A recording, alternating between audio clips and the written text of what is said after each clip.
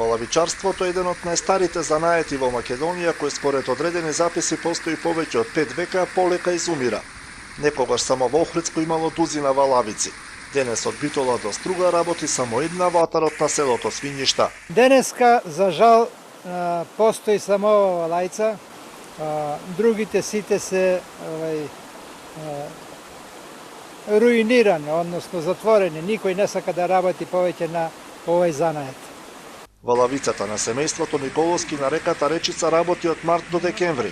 Тука доаѓаат луѓе од целиот регион да исперат ќебења, алишта или друга покучнина.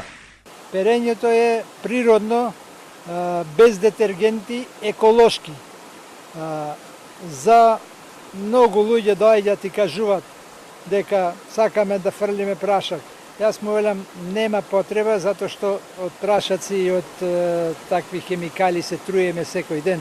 Исклучиво е добро природно да се испери и да се диши чисто и убаво испрано. Валавицата на Николовски се повеќе посетуваат странски туристи, а голем интерес пројавуваат и агенциите.